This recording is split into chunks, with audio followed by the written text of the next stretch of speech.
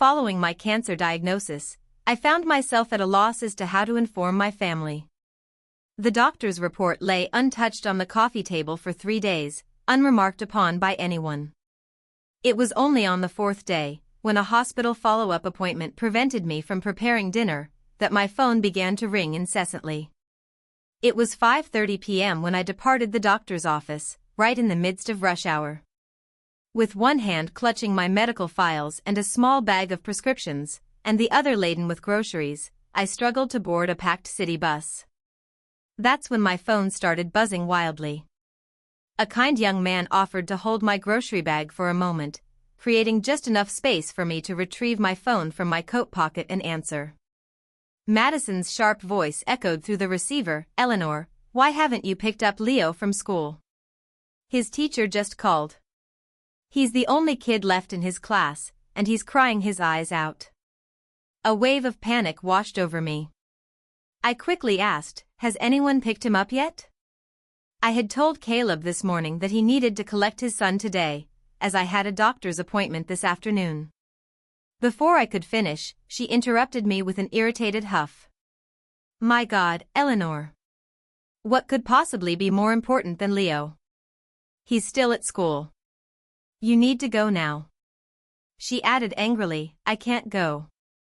I've already made plans for dinner and shopping with my friends." "What about Caleb?" "He's been in meetings all afternoon. He probably forgot, as usual.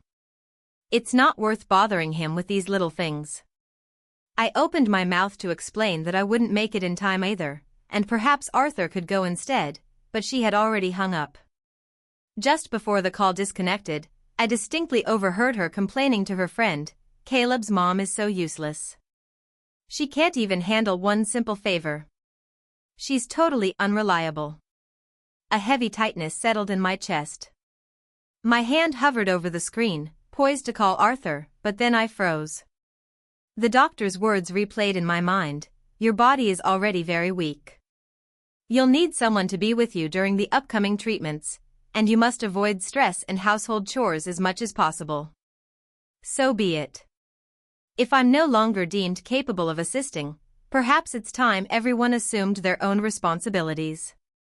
He's their son, after all, not mine. I stood stunned on the bus as it passed 2 more stops without my noticing. That's when my phone rang again. This time it was Arthur. "Eleanor, have you been running around all day? Do you realize Leo is still at school, waiting for someone to pick him up? I just got home, and Madison called me in a panic. She said she tried calling you and couldn't get through. Why haven't you gone to get him yet? The teacher has been waiting there all this time.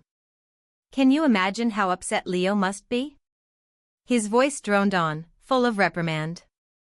I felt an even tighter squeeze in my chest, but I remained silent. When he finally stopped speaking, I replied in a quiet but firm voice, "That boy has a mother and a father. Maybe they should stop relying on an old woman for everything." Perhaps it was my tone, cold, distant, something he'd never heard from me before, that caught him off guard. He paused, then snapped back, "What kind of talk is that, Eleanor? Don't take this the wrong way, but Leo is our grandson. Is this really the attitude a grandmother should have? Forget it. I'll go get Leo myself today. You just get home and make dinner. The kids have been working hard all day. It's not right for them to come home to an empty table." I wanted to tell him that I wasn't feeling well either, that my body, after all the hospital visits, was already exhausted, but the words caught in my throat. I had grown accustomed to not complaining. Years of swallowing every ache, every bit of tiredness, every feeling, because what good did it do? At best, a dismissive "you're being dramatic." So, for the first time, I didn't respond. I ended the call before he could say another word. Arthur has lived an easy life. Born into a cultured family, he was the type of man people used to describe as refined and distinguished even in his youth. His career flowed smoothly from the start. And just this year, he retired from his position as the director of the City Art Museum. Decades immersed in the arts had given him a calm, cultured elegance that still turned heads even at 67 years old, that, and the fact that he never had to worry about the messy parts of life. And honestly, he never had to. From childhood, his mother handled everything down to the smallest detail. After we got married, I picked up right where she left off, seamlessly. He never had to worry about the house. He never did a load of laundry, never even washed his own socks. Arthur firmly believes that a gentleman stays out of the kitchen. Housework, in his view, only serves to tarnish the purity of his artistic aura. Even after retiring, he's kept himself as busy as ever, thriving at the local community and senior center's choir practice, Latin ballroom, violin lessons. His schedule is more packed than when he was working. Everyone calls him Professor Arthur, the talented Renaissance man. Admired and adored. His calendar is always full. Our children know better than to expect him to pitch in. No one ever asks him to help with school pickups or babysitting. Then there's me. I studied painting, too. Back in college, we were both oil painting majors. I was promising. My professors thought so, too. But then I met Arthur and fell deeply in love. And after that, well, life just sort of took over. The years flew by in a blur of housework, taking care of Arthur, raising our son, and then our grandson, always rushing, always busy, but nothing in all of it felt truly mine. There's no point in dwelling on it now. As the bus drove through familiar streets, I realized we were getting close to home. But for some reason, my heart felt heavier with every passing block. Maybe it was just the first signs of the cancer, the fatigue, the dull ache in my bones. But suddenly, I had no desire to go home anymore. But the truth was, I had nowhere else to go. My parents had long since passed away, and most of my old friends had their own families and their own busy lives. I stared out the bus window, and for the first time, a profound sadness washed over me. 65 years of life, and I had no one to talk to, not a single soul. About 15 minutes later, my phone rang for a third time. "Eleanor, why aren't you home making dinner yet? Mia is throwing a tantrum. Says she's starving. Caleb is about to get home, too. And I don't cook. You know that. Are we supposed to just wait around for another half hour for you? What's gotten into you lately? The older you get, the less reliable you become. Where are you, and why aren't you taking care of the house?" Arthur's voice wasn't particularly loud, but on the noisy bus, I could still hear every word clearly. There was a time long ago when his voice captivated me, deep and steady. A voice that never failed to soothe me, even during arguments. But now, every word felt like a slap in the face. It turns out that even the most pleasant voice can turn ugly when it's used to scold and belittle. The rose-colored glasses through which I had viewed him for decades shattered in an instant. I didn't even bother to respond with emotion. You two are over 100 years old combined. Can neither of you function on your own? What will you do if I die tomorrow? Starve? He went quiet, visibly stunned. Before he could reply, I ended the call again. He didn't call back. Arthur has always had his pride and his temper. He never asks for help or backs down. And I had hung up on him twice in one day. That was more than his ego could handle. But a few minutes later, my son Caleb called. Apparently, my phone had turned into a hotline today. "Mom, what's wrong with you lately? You didn't pick up Leo. You didn't cook. And now you're arguing with Dad. He's so upset he's lost his appetite. Come on. We're just trying to have a normal evening. You're not getting any younger either. What are you trying to prove?" He had barely gotten the words out when his sister Megan snatched the phone from him. Her voice was equally full of complaint. "Seriously, Mom, you've been slacking off a bit lately. It's so late and dinner still isn't ready. I'm starving. We all came over for dinner, and Mia said she wants Grandma's spaghetti bolognese, her favorite. You'd better get back soon or she's going to get hysterical again." I said nothing. I remembered how when they were both getting married and buying houses, they made sure to pick homes just a few blocks from ours. They said they couldn't bear to be far from us. Since then, unless it was a weekend or a special occasion for dining out, they came here for dinner almost every single weeknight. I treated Leo and Mia equally, picking them up from school, feeding them, and helping them with homework. On most days, I'd pick up Mia from preschool, go straight to Leo's elementary school, buy groceries on the way, and rush home to cook for everyone. It had become our routine, a big, lively dinner every night. But since Mia's other grandmother was visiting, I hadn't needed to pick her up. Still, I didn't know what to say now. Should I blame myself for caring too much over the years? Or should I blame myself for not raising my children right, raising a house full of dependents who never learned to stand on their own? After a long pause, I replied flatly, "You can have dinner without me tonight. I'm not coming home for dinner." After saying that, I turned off my phone. Finally, the world was quiet. Somewhere along the way, the bus had already passed my stop. Darkness was settling over the city, and unfamiliar streets unfolded outside the window. But for the first time tonight, I had a seat all to myself. How ironic, really. I missed one dinner, and suddenly, everyone was hounding me as if I'd committed an unspeakable offense. Yet, the breast cancer diagnosis report had been lying on the living room table for 3 full days.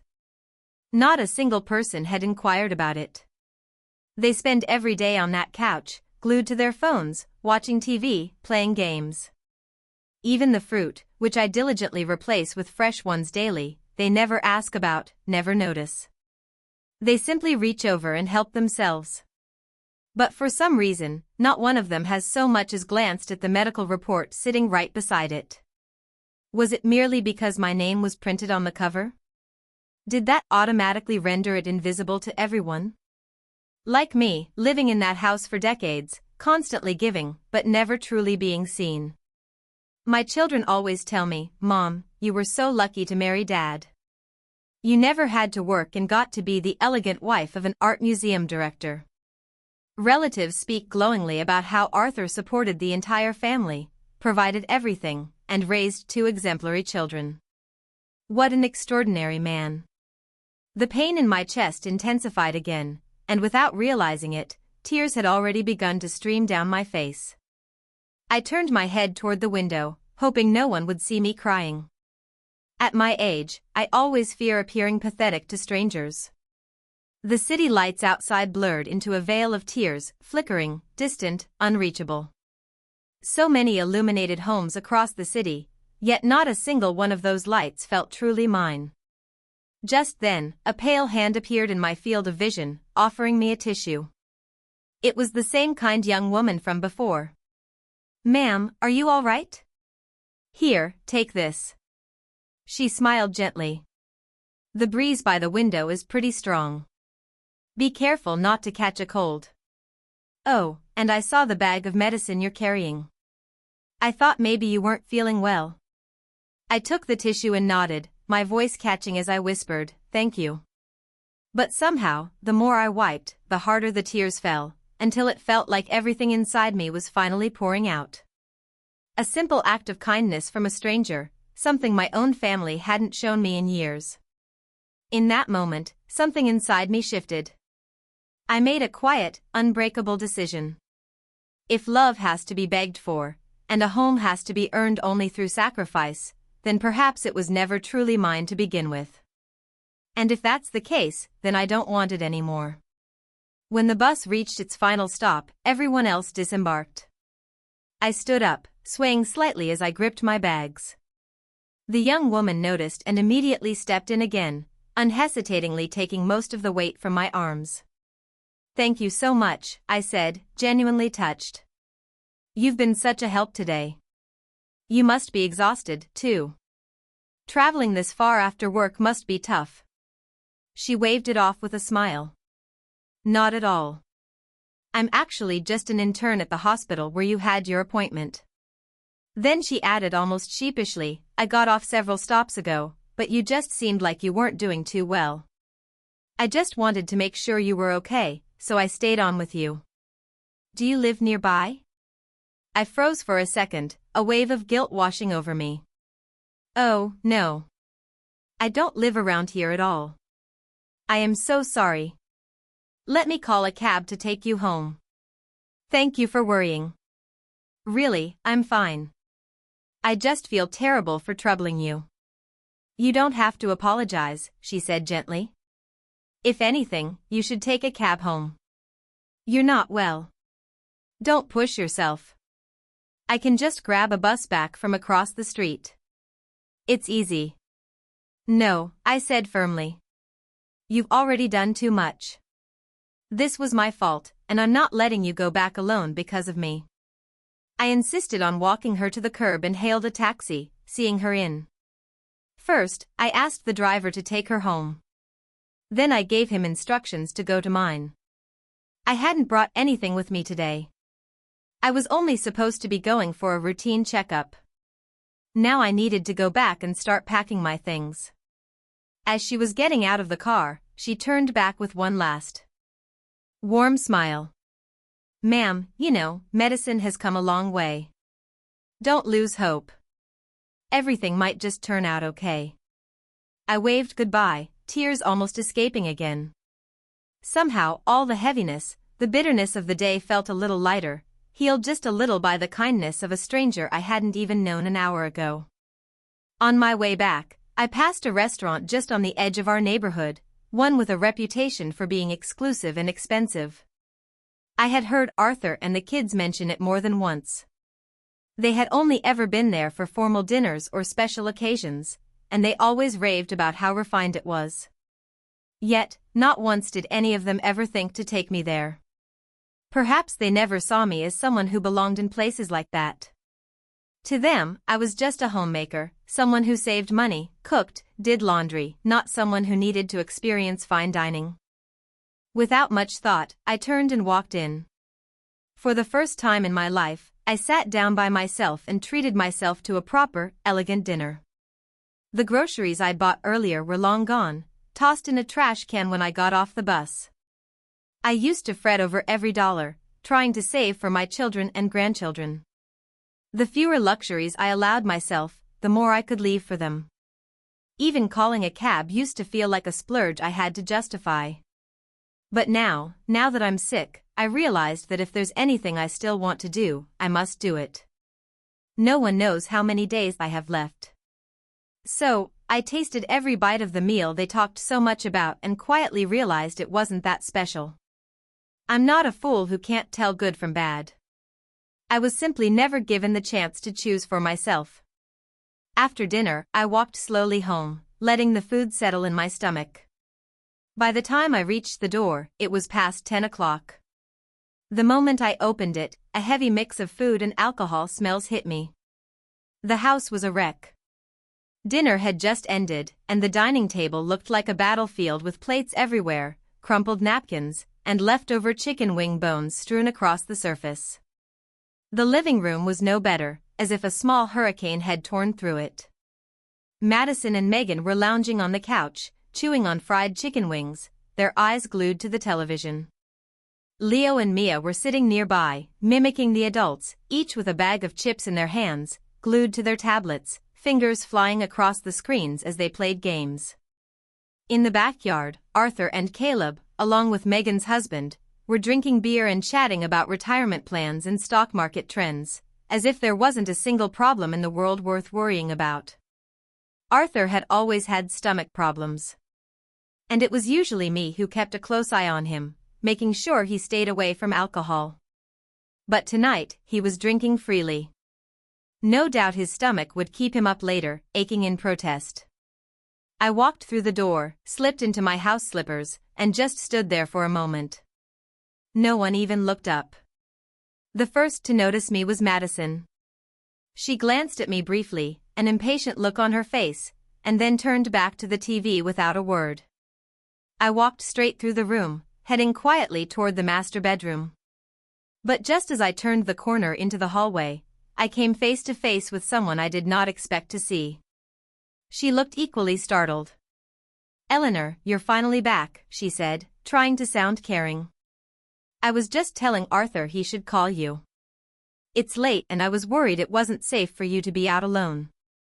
I froze. The truth is Genevieve's presence in my home wasn't new.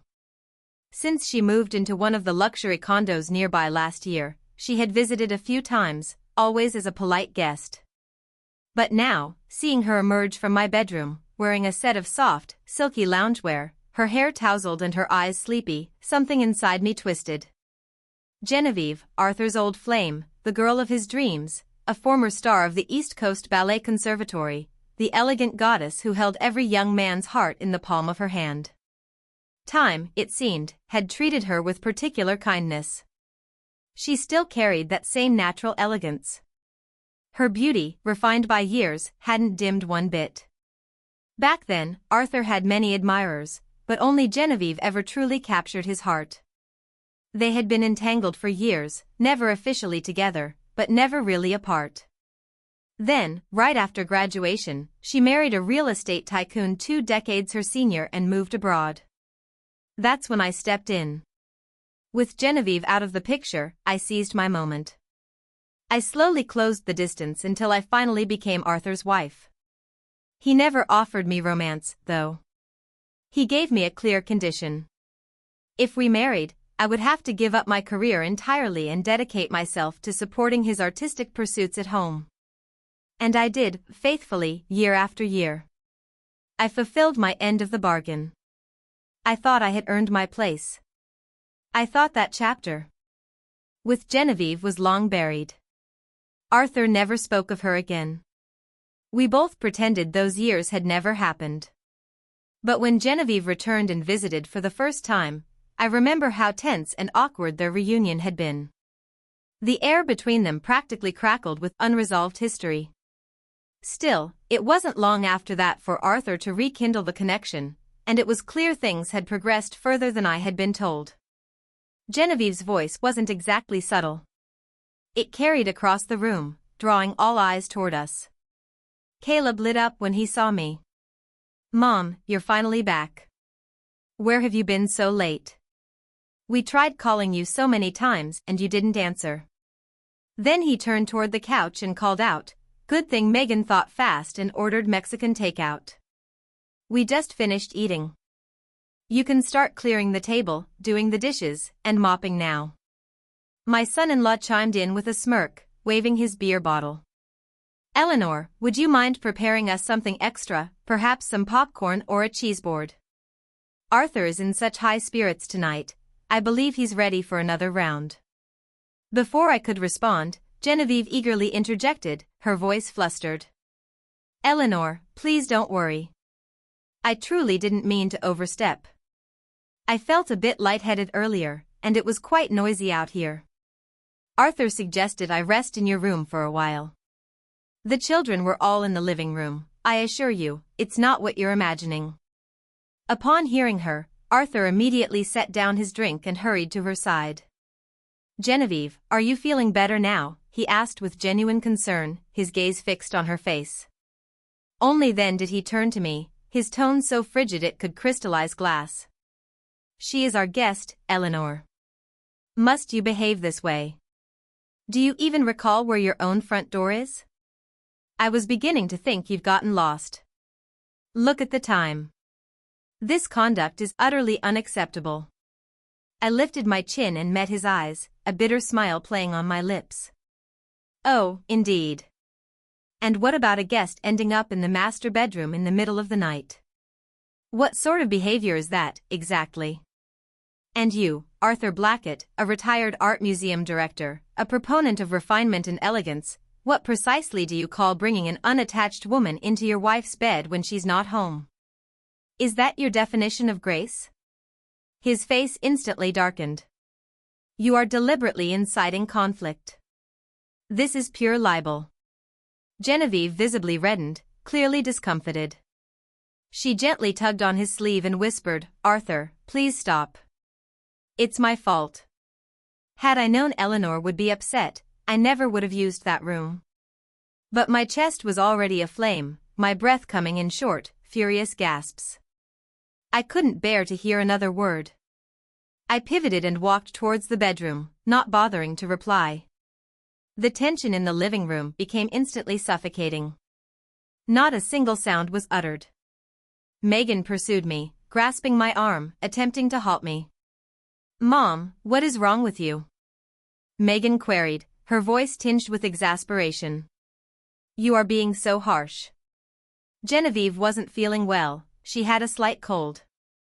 Dad simply invited her for dinner so she wouldn't be alone while sick. She paused, adding with a reproving tone, "And honestly, you were a bit out of line today, so what if Dad said something to you?" Leo was stuck at school. Of course, we were all worried.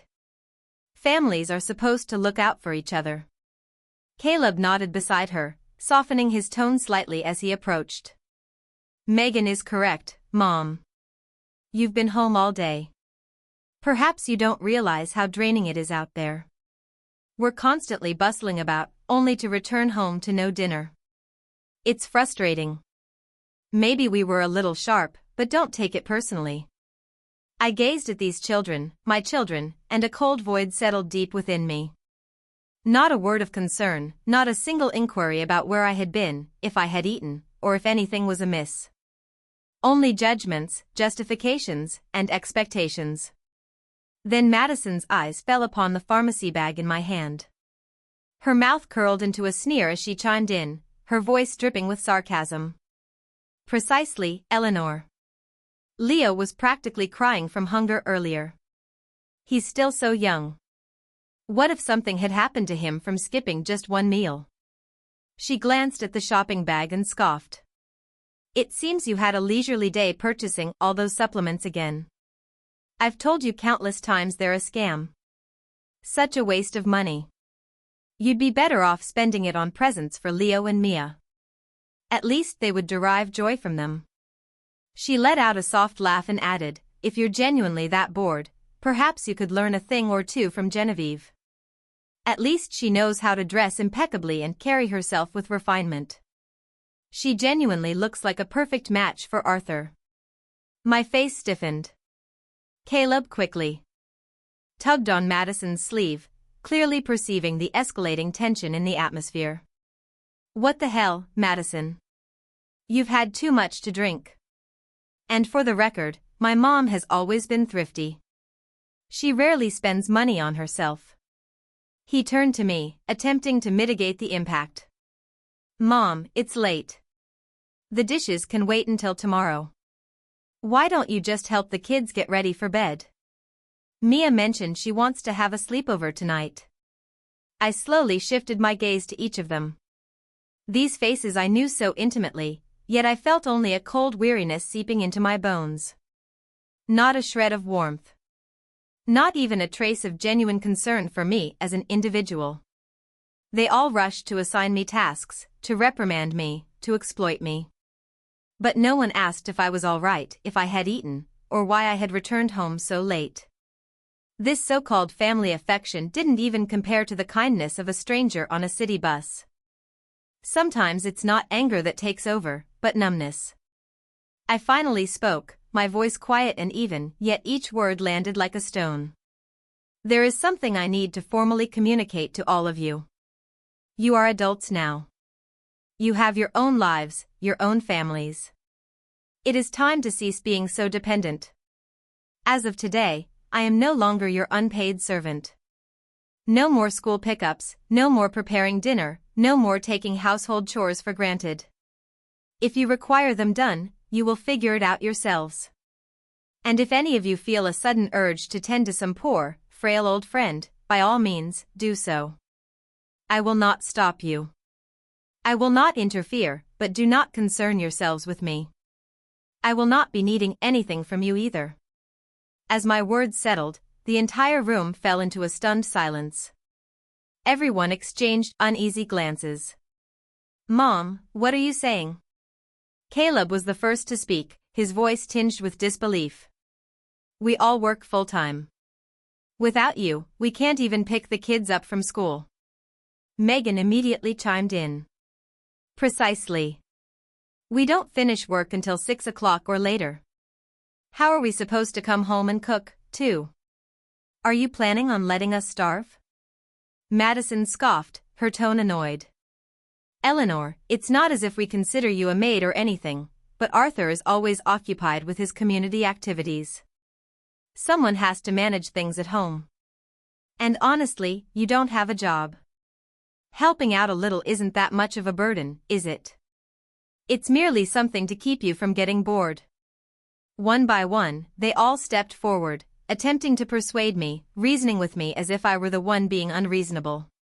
But all I felt was a slow, burning fire rising in my chest. I am not bored, I interrupted coldly. And if you truly believe all this is not that much of a burden, then you try doing it yourselves for one full day. See how that works out for you. I am a human being, not your unpaid housekeeper.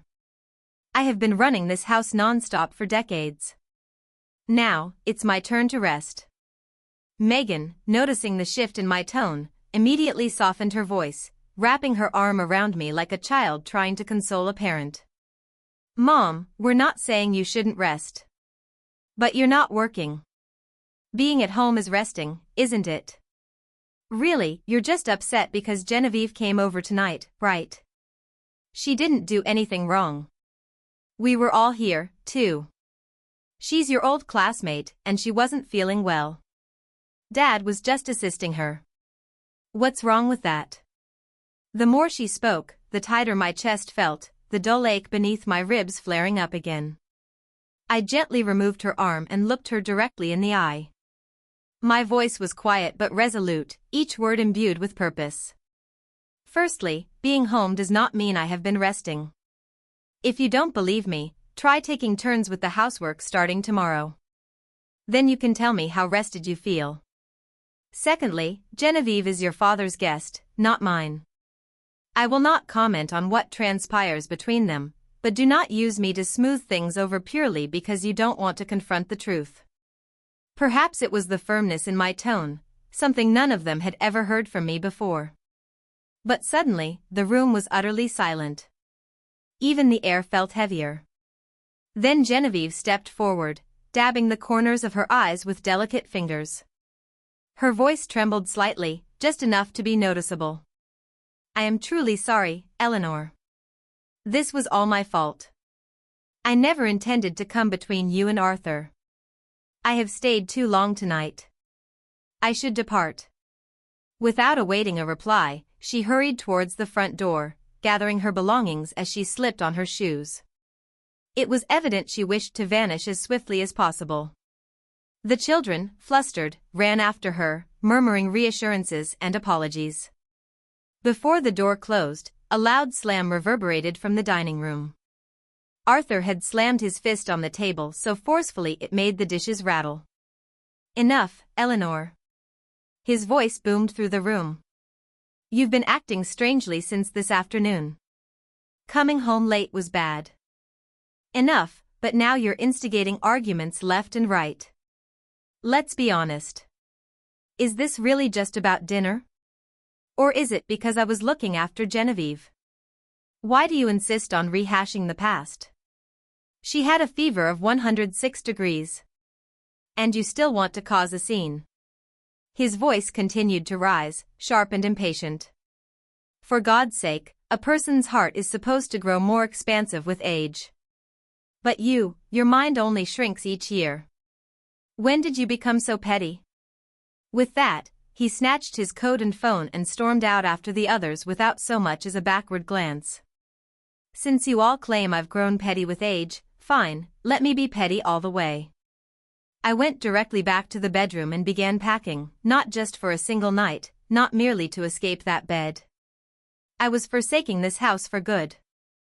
I didn't want to spend another day under this roof. Besides, the doctor had unequivocally stated I needed tranquility, not stress. Yet, I hadn't been inside for half an hour, and my chest was already tight, my breath shallow. Arthur hadn't been gone long when the children returned, assuming this was merely another emotional outburst. Their voices drifted to me from the hallway, attempting to mollify the situation. Mom. Dad was just escorting Genevieve home. It's late. She shouldn't be out by herself.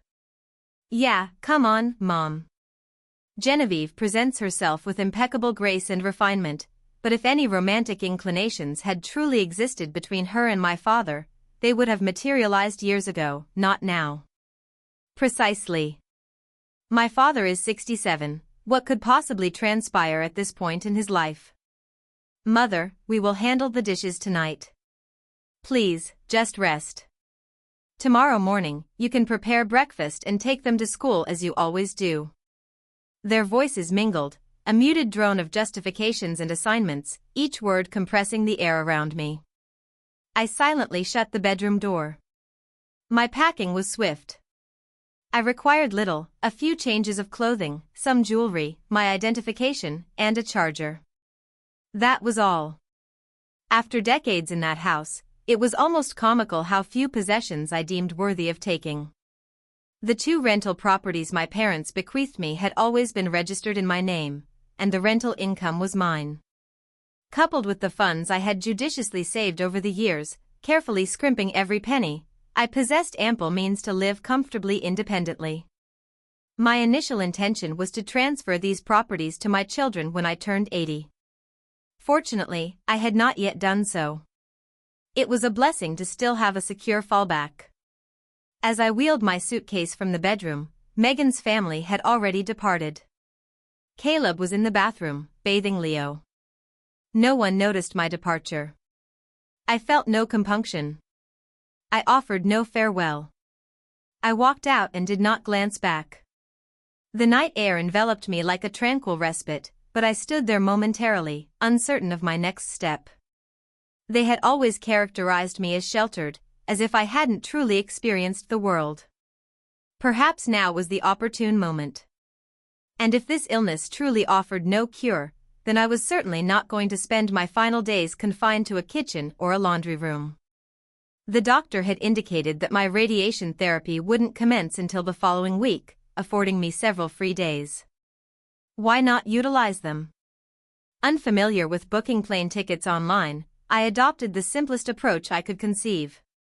I hailed a taxi and instructed the driver to take me directly to the airport. Standing in the terminal, observing the destination board scroll through countless names, I selected a city I had long desired to visit. I approached the counter and purchased a ticket for the next available flight. Before boarding, I paused for a second, then dispatched a solitary message to my family, just enough to prevent them from contacting the authorities. I'm going on a trip. Don't bother me. Then, I switched off my phone. It was an overnight flight, brief and smooth, and by the time the wheels touched down, the sky remained dark. I had arrived in Portland. I had seen it depicted in travel videos. They referred to it as the City of Roses, a horticultural haven on the West Coast. I had always yearned to visit. If any passion remained in my life, it was for plants. My balcony perpetually brimmed with greenery, each square inch overflowing with tiny sparks of life that reminded me there was still something to anticipate in my daily existence. Arthur never found time for travel. He consistently maintained that Portland was excessively humid, its air oppressive, not refined. But I did not crave refinement. I simply craved joy. When I reactivated my phone, a torrent of messages inundated me like a breached dam. They had all seen my note. And now they were in a state of panic. Mom, if you're gone, who is going to pick up Leo tomorrow? No one prepared dinner. Dad doesn't know how. What are we supposed to eat? Mom, don't be so stubborn. You wouldn't go on vacation by yourself. You probably just booked a hotel nearby. You'll be home tomorrow. Seriously, you don't even know how to use apps. You don't have any family around. What if you get scammed? What if you get lost on the street? The more I read, the deeper my frown deepened. And then I saw it. The final message, which provoked a cold, bitter laugh from me, was from Arthur. The older you get, the more juvenile you become. I'm keen to see if this house can still function without you. Since they persisted in buzzing in my ear, I resolved to embrace complete silence. I blocked them all. every number, every notification. I set them to Do Not Disturb. There was genuinely not a single word from any of them I desired to hear. But, of course, it wasn't long before Arthur's arrogant declaration, "The house will manage just fine without you," came back to confront him. The following morning, the instant I reactivated my phone, I was met with an avalanche of unread messages. At 4 a.m., Arthur had been rushed to the hospital. Predictably, it was his chronic stomach illness flaring up, triggered by the spicy Mexican takeout and the alcohol he had insisted on consuming the previous night. Initially, he attempted to endure it, convinced he could simply push through. But by midnight, the pain had him doubled over. He scoured the entire house for medication, but found nothing. Finally, he awakened Caleb and requested assistance. No success. Then came the frantic calls to me. Dozens of missed calls, voicemails, text messages, but I had slept soundly after a full day of sightseeing and hadn't heard a single sound. The moment I switched on my phone, Caleb's call came through almost instantaneously. "Mom," he finally managed, his voice sounding utterly exhausted. "Dad had a terrible flare-up last night. His stomach pain became so severe we had to take him to the ER. I've been with him since midnight and I still have to go to work this morning, plus drop Leo off at school. I cannot manage all of this. Come on, Mom. Don't be like this. Just come back and take care of him." I listened in silence, then responded calmly, "Did you not comprehend what I stated yesterday? I am on vacation. Please, do not disturb me." And I hung up. Then, I took a further step. I blocked all their numbers. No more distractions. No more interruptions. I was not going to permit anything to spoil my trip. I engaged a private VIP tour guide and spent the most carefree, liberating week I had experienced in decades exploring Portland. I visited all the major attractions, sampled all the intriguing culinary delights, and finally made it to the botanical garden I had always dreamed of seeing. The biggest surprise, I even had a full-fledged travel photoshoot. My personal guide was remarkably thoughtful, not merely showing me around, but acting as my photographer and creative director, capturing every moment of my journey with meticulous care. When I later viewed the photographs, I barely recognized myself: bright eyes, radiant skin, luminous energy. There was a lightness in my expression I hadn't witnessed in years. It turned out I could shine too, just like Genevieve. My guide even instructed me on how to utilize travel applications on my phone, ride-sharing services, flight and hotel booking, maps, and travel reviews. I finally understood how to navigate the world without requiring anyone's assistance. For years, whenever I asked my children to teach me something simple, how to find a recipe, how to use a new app, they always dismissed me, too impatient to bother. Not anymore. Now, I needed no one. The times had not, after all, left me behind. Day by day, I felt lighter, freer. Even my body felt more robust, more energetic. But when I finally returned home after that splendid week away and reactivated my phone, what greeted me was not peace. It was chaos, as always. A full-blown domestic circus awaiting me right at my doorstep. In the end, it all came down to this. Once the tireless, omniscient, never-complaining supermom vanished from the household, everything began to unravel. And only then, only when they finally began to seek assistance, did they grasp the true depth of the problem.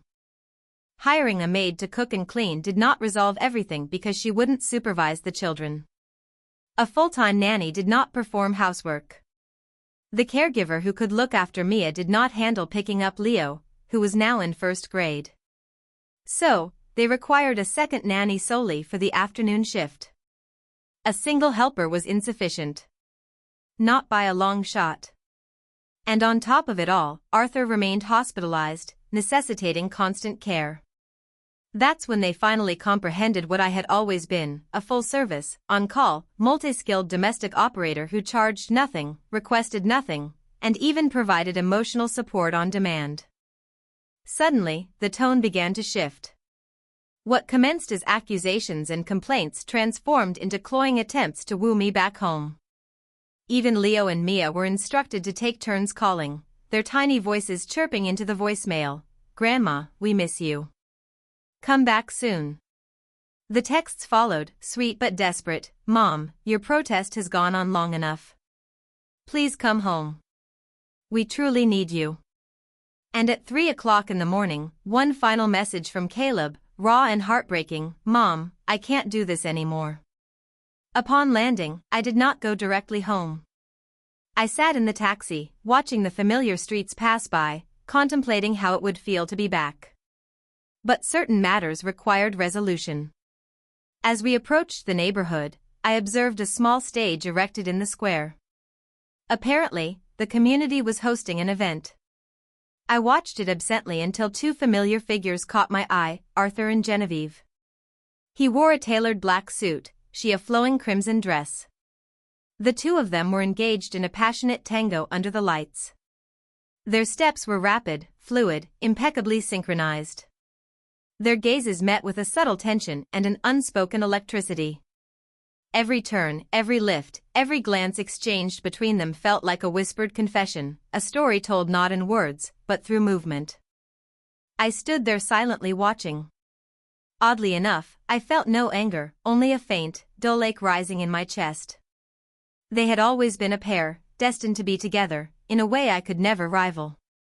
I once deluded myself into believing I had discovered a void in their narrative, slipping in while she was away, pretending it was fate. But in truth, things that do not belong to you, no matter how firmly you grasp them, will always extract a toll in the end. The music ceased. The crowd erupted in applause. Arthur looked out at the audience, scanning the faces, and then froze when he saw me. For a moment, we both simply stood there. I cast my gaze downwards, remaining silent. I then softly turned and walked away, the gentle rumble of my suitcase wheels trailing behind me. I hadn't gone far before I heard footsteps. It was Arthur, catching up. Without a word, he took the handle of my luggage and proceeded ahead. We continued our walk home in silence. Upon reaching the door, he paused, then quietly stated, "Eleanor, I'm glad you're back." After a moment of hesitation, I slowly followed him inside. The house was surprisingly tidy, signaling that a cleaning service had clearly been employed. However, the state of my cherished houseplants suggested a different story. Most had wilted from neglect, their sad forms drooping under a week of indifference. No one had bothered to keep them alive. I settled down, ready to initiate the essential conversation. But just as I began to speak, the front door swung open. Genevieve entered, bright and cheerful, her heels softly clicking on the floor. She exuded vibrancy, confidence, and a radiant smile, as if the world were her own. "Arthur, why didn't you wait for me?" Genevieve's voice drifted in after her, a soft complaint laced with mild surprise. The moment her eyes met mine, her cheerful expression faltered. Her gaze shifted to the suitcase beside me, and she instinctively concealed the house key she held behind her back. "Eleanor, you're back," she uttered with a forced smile, attempting to mask her discomfort. "Why didn't you let us know sooner? We would have picked you up." She approached and sat beside me, maintaining a polite smile, and continued her pre-rehearsed explanation.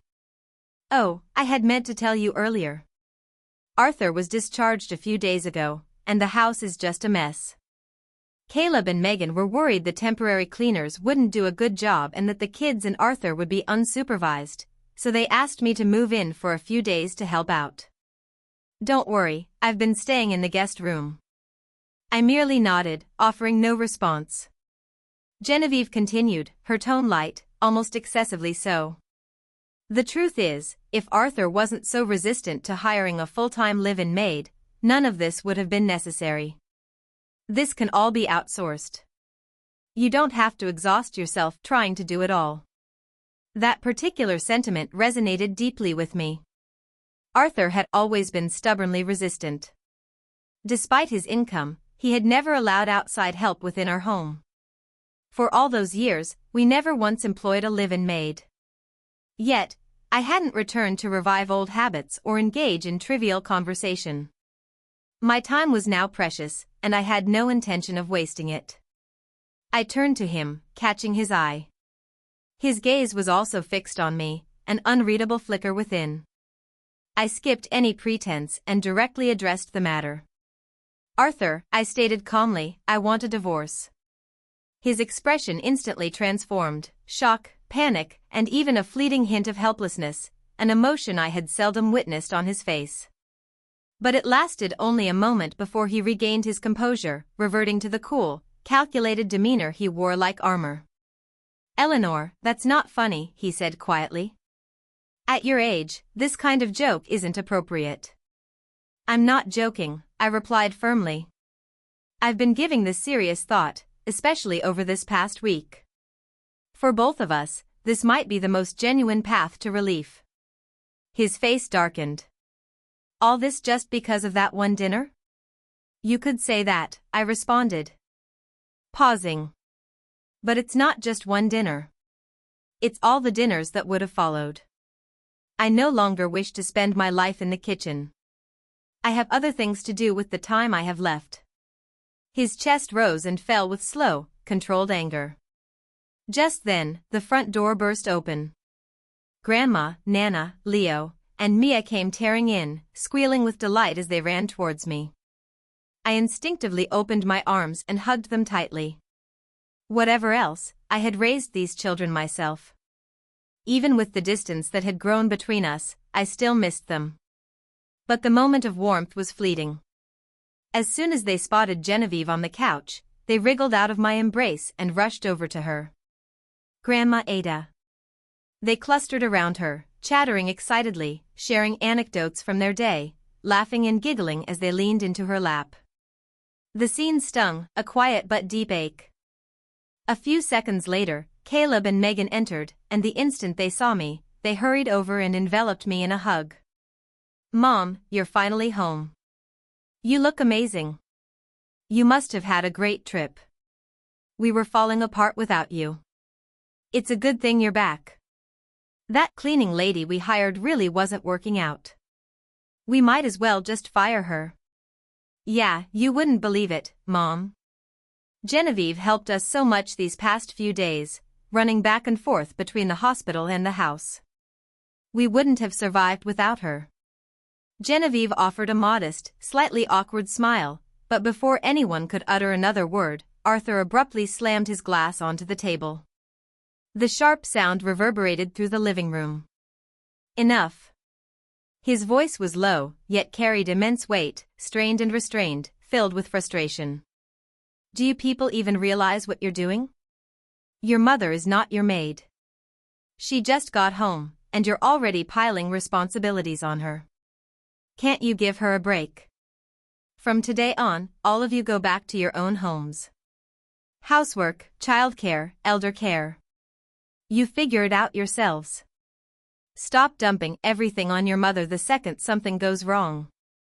Arthur's outburst had completely silenced Caleb and Megan. Even I paused for a moment, surprised. It was so out of character for him, the man who had spent decades standing aside while I handled everything, never once raising his voice for my sake. But I didn't have time to dwell on it. I'm sorry, I said calmly, but I won't be handling the house's affairs anymore. From now on, you'll have to figure it out on your own. Then I turned back to Arthur. If there's nothing else, let's go to the lawyer's office tomorrow at 9 o'clock to sign the papers. His face went pale. You're really going through with this? He asked, his voice low and tight. Caleb and Megan, still reeling from the earlier reprimand, now looked even more stunned, staring at me in disbelief. What? Caleb asked. Mom, you're getting a divorce. Why? This isn't because of Aunt Genevieve, is it? Megan quickly added, she's only been helping out. We've seen everything clearly. There's nothing going on between her and Dad. You're overthinking this. I shook my head. There was no point in explaining anything to them. Let Arthur tell them whatever he wanted afterward. I looked back at Arthur, my voice firm. I've thought it through. I'm ending this marriage for good. Mom, you're 65 years old, Caleb said desperately. You've been a housewife your whole life. How will you manage after a divorce? Yeah, Megan chimed in. Did someone put some live your life idea into your head? Don't be naive, Mom. People are just after your money. Even if you meet someone new, Caleb added, he won't be as reliable as Dad. They'll be sweet at first, but in the end, you'll just be their caregiver all over again. Their words piled on one after another, growing louder and more emotional. But all I felt was exhaustion. I am not asking for your opinion, I cut in sharply. This divorce is between your father and me. Neither of you should get involved. And for the record, I'm not helpless. I have dedicated decades to this household. Legally, I am entitled to half of everything. Plus, the 2 properties and inheritance from my parents, more than enough to live comfortably. I don't need your concern. That silenced them. They looked genuinely stunned, clearly unaware that I had meticulously planned for this long ago. I turned back to Arthur. So, are you still hoping to change my mind? Still resisting moving forward? The air in the room grew thicker. I knew exactly what mattered most to Arthur: pride, especially in front of others, particularly in front of Genevieve, so I added just loud enough, if you don't want to make a fool of yourself in front of her, make it clean. No drama, no delays. Sure enough, he clenched his jaw. He nodded slowly, each word forced through his teeth. Fine. If that's what you want, we'll do it. You will get what's yours. I won't hold back anything. The weight that had been pressing on my chest for years suddenly lifted. I gave a slight nod. Good. With that, I stood up and walked out. Arthur said nothing, though his eyes were red. Caleb and Megan, however, appeared behind me, panicked and pleading, their voices cracking. Mom, what are you doing? You're tearing this family apart. Are you crazy? I didn't look back. I didn't reply. After I left, I moved into a fully furnished apartment near the hospital. Quiet, simple, perfect, with a kitchen, laundry, everything I needed. It was a place Grace helped me find, the same young woman who once offered me a tissue on the bus. She had grown up in a small rural town, put herself through college, and carved out a life for herself in the city. Strong, self-made, and kind. After that one night, we had exchanged contact information. When she heard about my situation, she took it upon herself to help, finding me a place and even connecting me with a caregiver to help during my radiation therapy. Once I was settled, I took her out to dinner to thank her. It was a warm, simple, heartfelt conversation, the kind of conversation I hadn't had in years. That night, just as I was getting ready for bed, the family group chat lit up again. Familiar names, familiar noises. Caleb, Madison, Megan, her husband. All of them now taking turns trying to persuade me to reconsider. Mom, you're too old for a divorce. It's embarrassing. Think about it. Once you're gone, Dad is still a good catch. He's got a great pension. He's handsome. And he'll have women lining up for him. You'll regret it. You're making a mistake, Mom. A huge mistake. I didn't reply to any of it. And then Caleb sent the message that stung the most. If you abandon us now, when your presence is most vital, do not anticipate any support from us in the future. Never again consider me your mother. I gazed at the message for an extended period. Then, without hesitation, I exited the group chat and blocked all contacts save for Arthur's. We still had documents to finalize. That evening, I experienced my first profound sleep in quite some time. The following morning, I hailed a taxi at 8:30 and proceeded to the lawyer's establishment.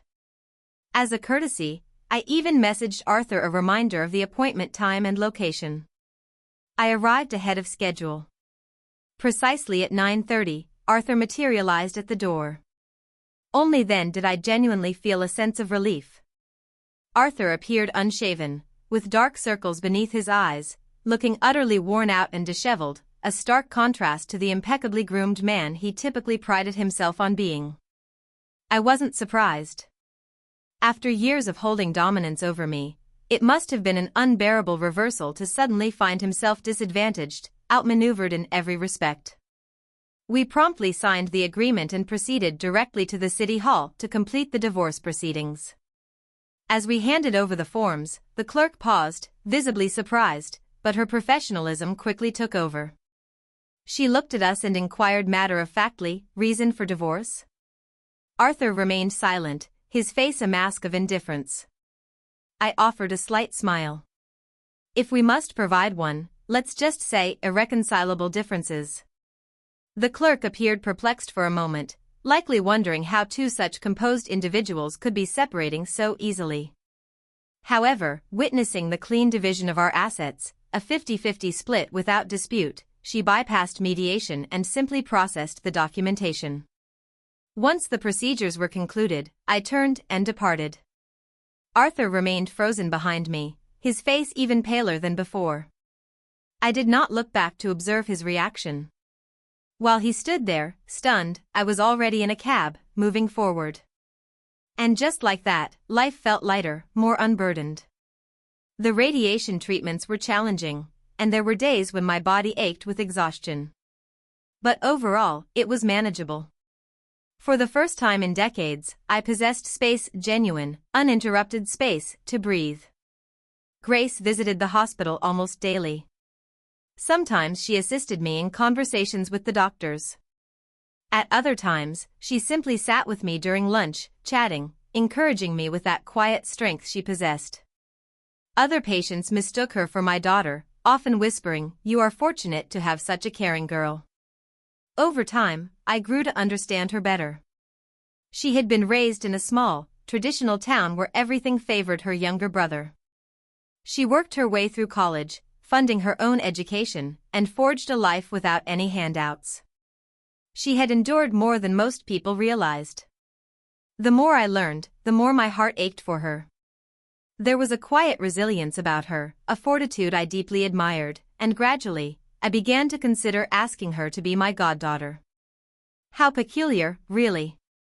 This period was meant to be the most arduous of my life, battling illness and beginning anew on my own. Yet, somehow, it had become the most tranquil chapter one had known in years. I spent most mornings at the hospital. The afternoons and evenings were my own, unoccupied, unhurried, but still, the quiet could grow heavy. The silence allowed fears to insinuate themselves. Every cancer patient, regardless of their fortitude, harbors that fear. I was no exception. The doctor advised me to seek distraction, to walk more, get fresh air, and maintain emotional equilibrium. Grace recalled me once mentioning that I used to paint in college. She gently encouraged me to try again, to pick up a brush, even if just for enjoyment. But I hadn't painted in decades. I couldn't even recall where to commence. The notion of picking up a brush again felt foreign, distant, until one afternoon, during a leisurely stroll, I happened upon a quaint, vintage-looking art studio tucked away on a side street. It exuded a nostalgic charm, with warm lighting, soft music, and the unmistakable aroma of linseed oil and canvas. I initially wandered in casually, and there, seated at an easel, was an elderly woman painting with complete concentration. I was captivated. I stood silently behind her, observing for nearly half an hour before she turned around, and we both froze. It was Diane, my college professor, the one who once believed in me more than anyone. She was in her 80s now, her hair white, her body frilier, but she was still painting, and her reputation had only grown over the years. When she recognized me, her face illuminated with warmth and disbelief. "Eleanor, you still possess that look in your eyes. I would recognize you anywhere." She poured me tea as we conversed. I recounted everything about the intervening years, about my life. She listened quietly, then looked at me, her gaze steady. "I always knew you had incredible talent," she said. "You should not have let it go. I shook my head. It's been decades. I've forgotten everything. She smiled gently. Then you begin again from the start. Just for yourself. No pressure. Consider it a hobby, something that brings you joy. Something within me softened. For the first time in years, I felt a burden lifted. That evening, I picked up a brush. The initial attempts were clumsy, my hands stiff, my lines trembling, the techniques long gone. I was almost ashamed of how rusty I had become. But I persevered. Day after day, I practiced. Slowly, steadily, I began to remember. I found my rhythm again, and with it, I rediscovered a part of myself I thought I had lost forever. One afternoon, Diane reviewed some of my practice pieces. Her eyes gleamed with quiet pride. I always said you weren't merely a good student, she said softly. There's emotion in your strokes. You narrate stories with your colors. You possess depth. She paused, then added, to be honest, Eleanor, if you hadn't married so young, you'd likely be a professional artist by now. I looked down, smiling faintly. I apologize, Professor. I truly did squander the gift you perceived in me. She gently patted my hand and replied with a warm smile. But it is never too late, my dear. You still have time. You are just beginning. I blushed and nodded silently. And this time, truly, deeply, I believed her.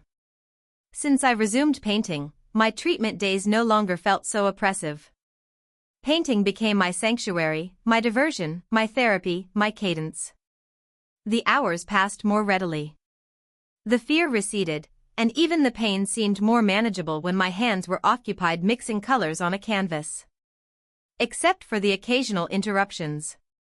After I blocked his number, Arthur began calling from various unknown numbers, always with some pretext.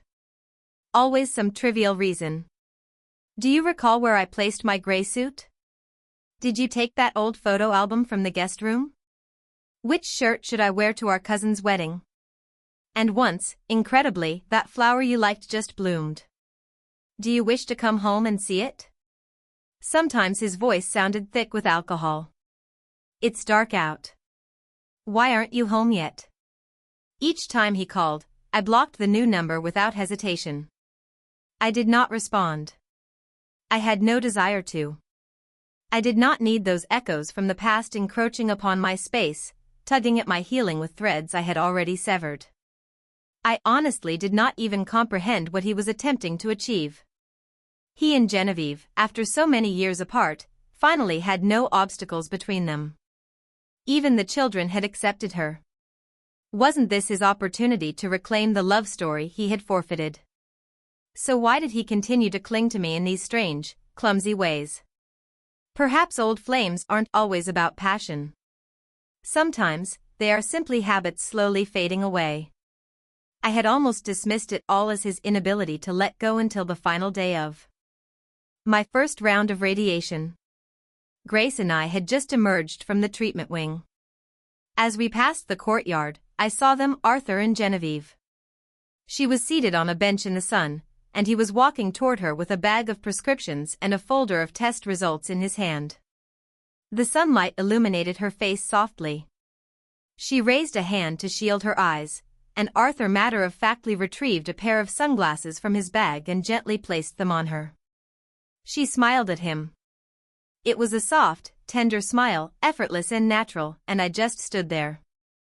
Arthur was not incapable of being thoughtful. He did not mind small gestures of care. He just never directed them at me.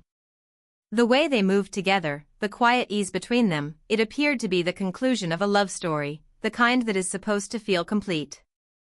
I gently tugged on Grace's sleeve, ready to turn away.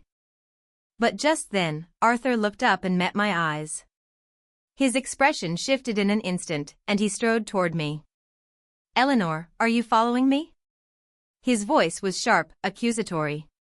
Didn't you say you were over us? He grabbed my arm, confronting me as if I owed him an explanation. Genevieve hurried after him, flustered. Eleanor, please don't misunderstand. Arthur was merely assisting me. He came with me to get a flu test. I've been running a fever. I am a little weak. I smiled slightly. My voice was calm. Don't worry. There is nothing to misunderstand. We've already signed the papers. The divorce certificate may not have arrived yet, but as far as I am concerned, he is a free man.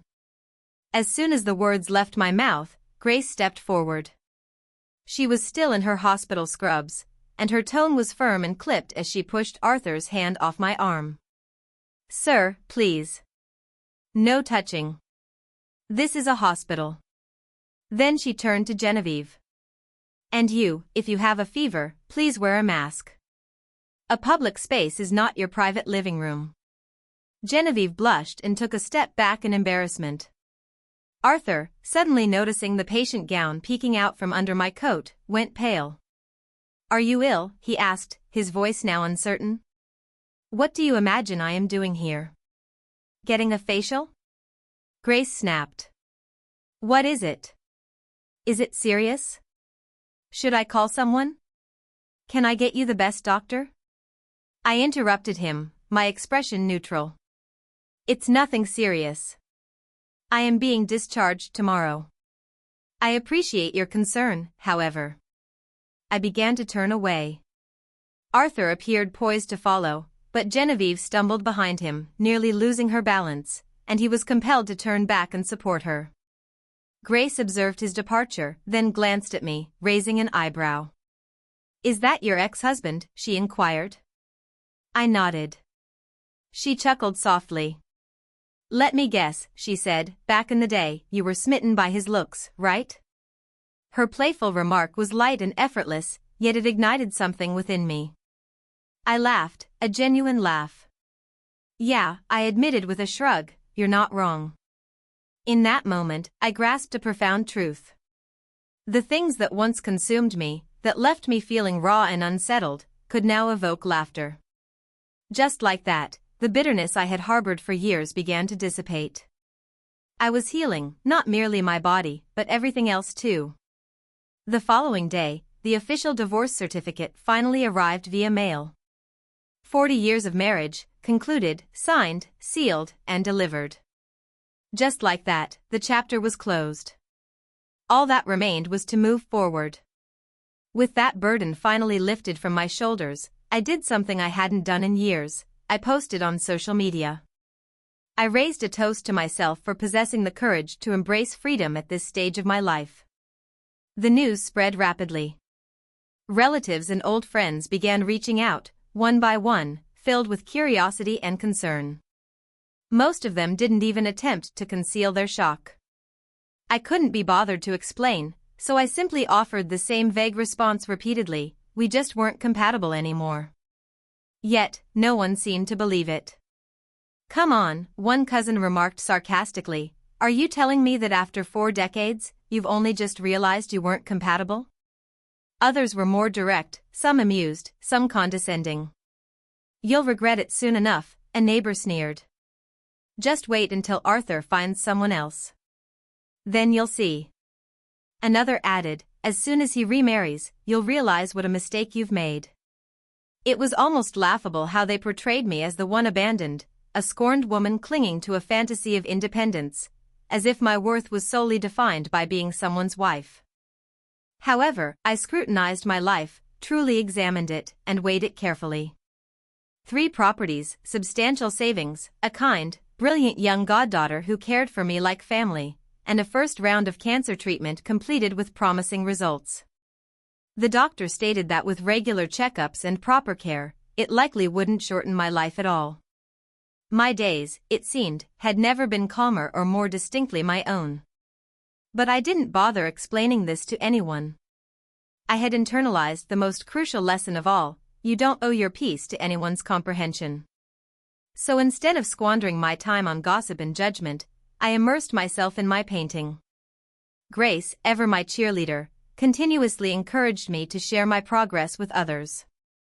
You should start an account, she urged, not just to connect with other painters, but to demonstrate to other women that it's never too late to begin anew. You could inspire so many people, women who feel trapped, overlooked, forgotten. You could remind them they're not alone. Eventually, I acquiesced. She assisted me in setting up an account and named it Inky Grace, a discreet homage to both the art and the life we were constructing from scratch. I began quietly posting photos of my progress, my sketches, my canvases. No interviews, no self-promotion, just the silent intimacy of brushstrokes, colors, and layers taking form on the canvas. To my surprise, the account began to expand.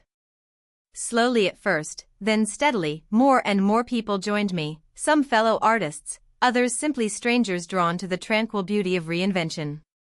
The platform eventually contacted me for collaborations, offering advertising partnerships and promotion. I had inadvertently become a modestly popular art creator, earning a small supplementary income, but I never revealed my face.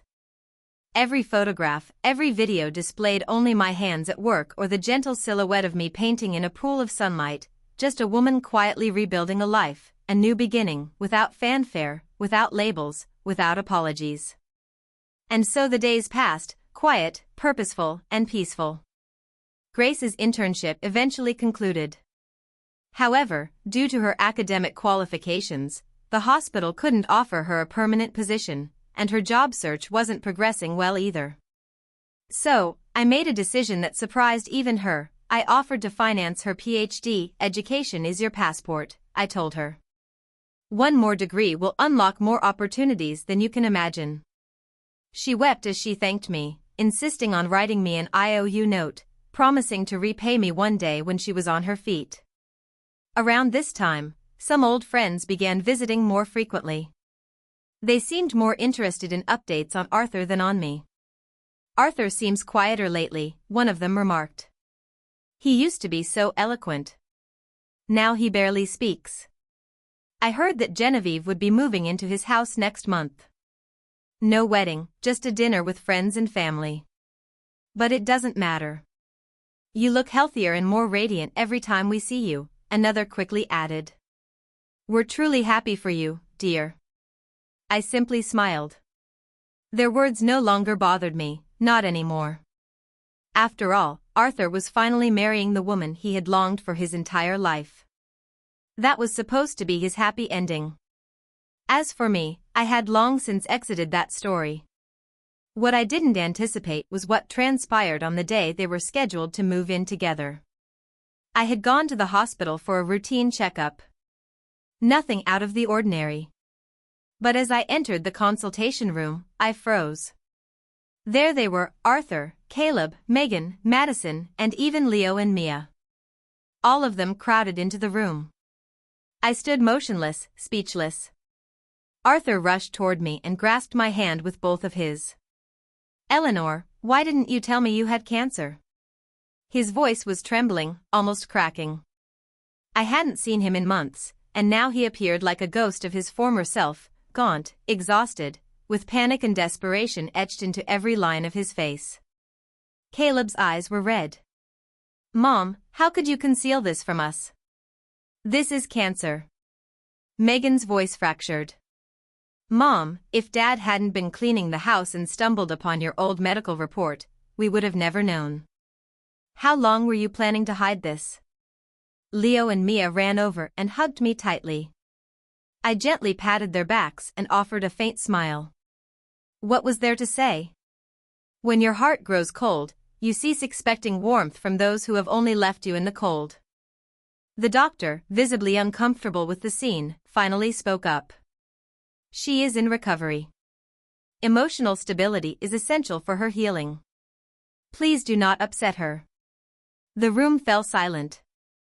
After a lengthy pause, Caleb mumbled, if we had known earlier, we would have hired help. We never wanted you to manage everything by yourself. Megan quickly interjected, seriously, Mom, we didn't mean to hurt you. If we had understood what you were going through, we wouldn't have let you handle everything alone. Not when you're sick. Just then, Grace walked in, having just settled my medical bill. Hearing those words, her face darkened. She walked directly to me and gently held my arm. Her voice was low, firm, and protective. Eleanor, what did the doctor say about maintaining good spirits? Don't let these things affect you. Let's go home. I smiled at her and nodded. Okay. That single word sent a chill through the room. Megan froze. Mom, who is she?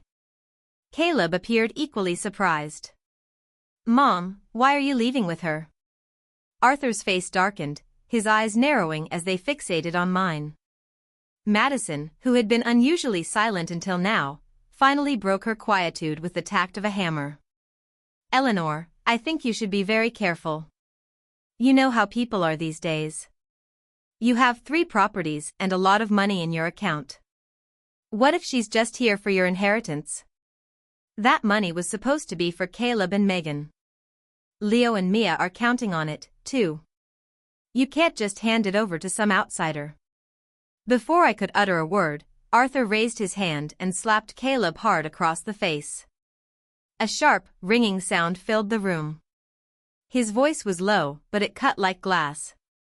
Tell your wife to shut her damn mouth. I don't hit women, so I hit you. Don't you ever repeat something so shameful again? Caleb looked stunned.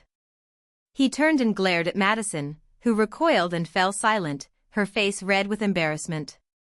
Her words had crossed a line, a very ugly one. Even I felt their sting. And from the look on Grace's face, I knew she was hurt too. Her cheeks were flushed, her eyes flashing. My heart burned with fury. Grace is my goddaughter, I stated coldly. Does anyone here have a problem with that? You've already accepted another woman as your new mother. Why can't I choose who my family is? I know exactly what kind of person Grace is. If any of you had shown me half the care and warmth she does, I wouldn't be standing here today feeling like a stranger in my own life. And even if she did want my money, so what? It would still be worth it. I'd rather give it all to her than to people who only perceive me as a burden. Without waiting for a response, I turned, took Grace's hand, and walked out of the room. No one followed. But just before I left, I caught a fleeting glimpse of Caleb and Megan's faces. They weren't angry anymore, not even indignant. They just looked shocked, ashamed, startled, and perhaps, just perhaps, a little bit afraid. The days passed, quiet and steady, just the way I preferred them. I thought they had finally settled down after everything. I wasn't frequenting the hospital as often anymore, and none of them knew where I lived. Or so I believed. But the next day, Arthur appeared at my door. When I opened it, I froze for a second. He appeared even worse than the day before, hollow cheeks, even darker circles under his eyes, and his voice was raspy. I was wondering if I could come in for a bit, he said quietly. I just wanted to see how you are.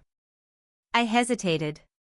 Then, without a word, I stepped aside and allowed him entry. But I offered him neither a drink nor a welcome. He was an uninvited presence, yet he seemed unfazed. He slowly surveyed my apartment, his gaze lingering on the vibrant canvases, paintings with rich, warm hues, dynamic brushstrokes, and layered colors. My art, my reclaimed self, I thought. Eleanor, you've really started painting again, he murmured, his voice laced with wonder. Your work feels more powerful than before. And you, he paused, studying me, you appear more vibrant, like the woman you were in your youth. In my youth, I echoed silently, those words stirring a deep chord within me. Back then, I often questioned whether he had ever truly seen me. He continued his slow circuit, absorbing every detail. This place, he remarked thoughtfully, it's warmer than I expected. It feels like a genuine home. Our old house now feels like an empty shell. I offered no response, returning to my easel and picking up my brush. He remained, as if an inner dam had broken. I'm no longer with Genevieve, he stated. The truth is, I never intended to reunite with her. His voice was eerily calm, as if this confession had been rehearsed countless times.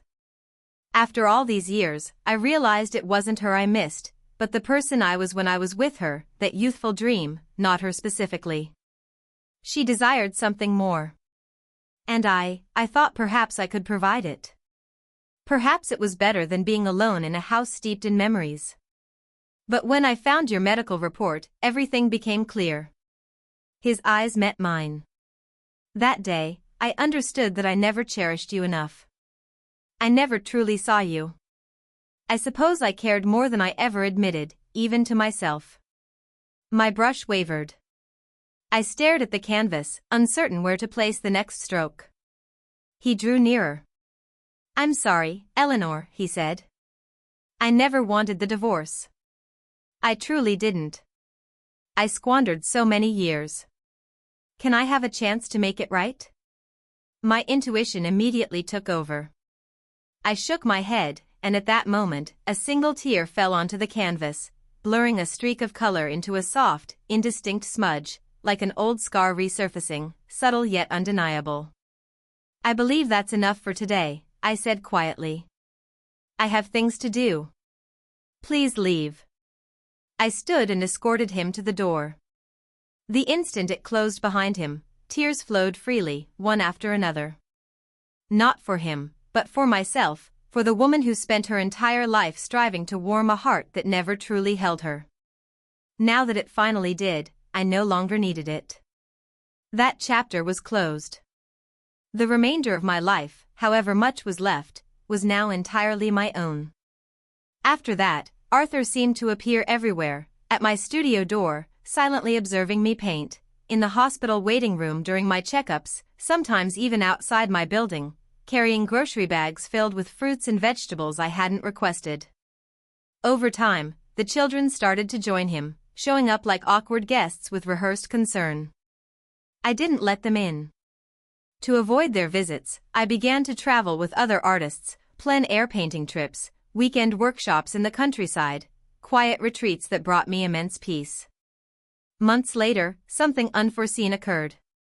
I received a notification from the bank. Arthur had transferred $200,000 to my account, accompanied by a brief message, "Sold the old house. Thought you might need this for your treatment, Arthur."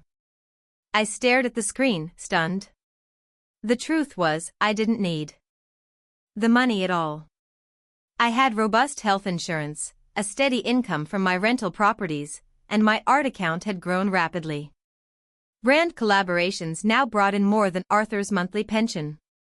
I considered returning the money, but the process was complicated, and I kept postponing it. I hadn't even replied, yet chaos had already erupted on their end. Word had spread. The children were furious. They argued with him over the money. Caleb accused him of squandering their inheritance. Madison ranted that some woman who was no longer family would benefit from their future. They saw it not as compassion, but as betrayal.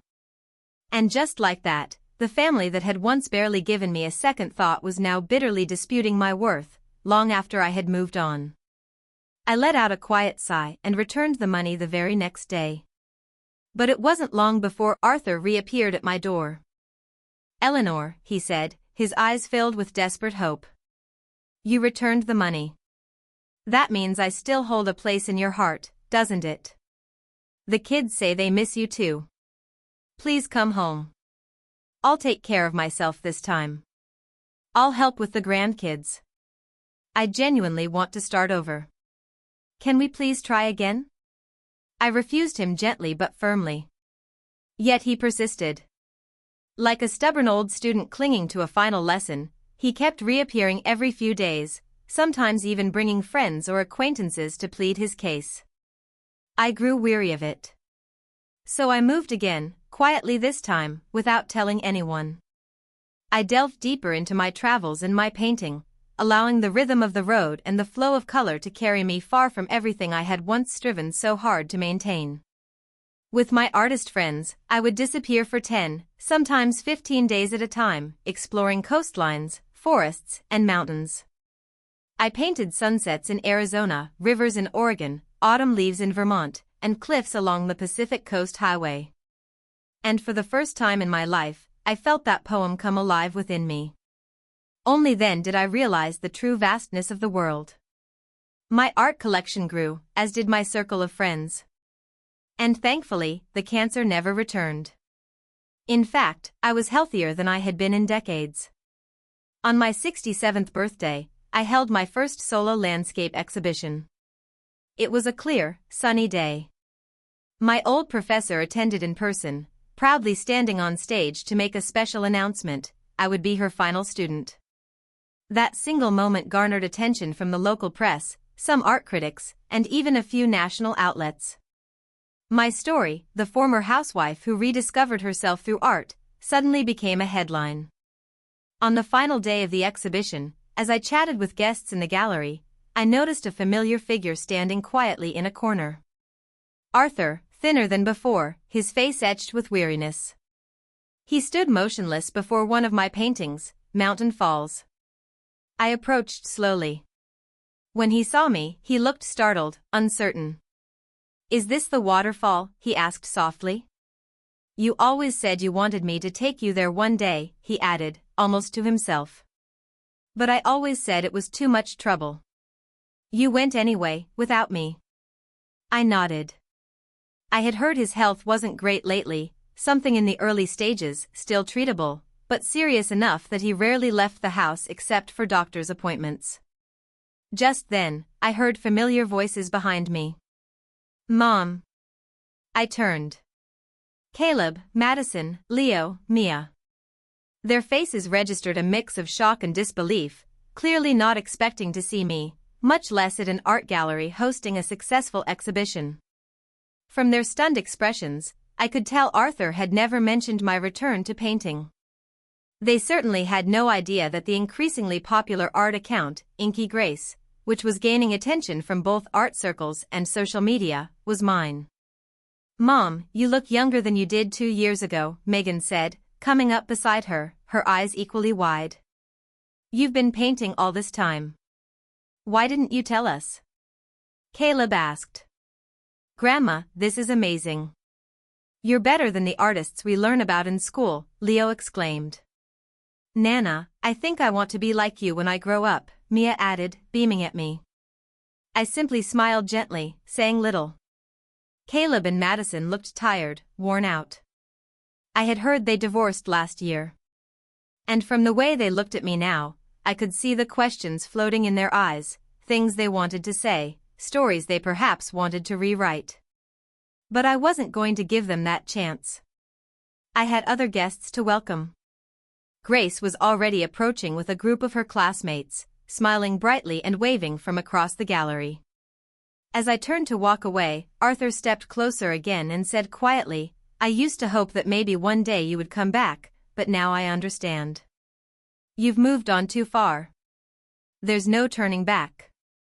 I laughed, a full, free sound. "You're right," I said. "Because this is the life that finally belongs to me." The tides of life come and go. Perhaps we'll cross paths again someday.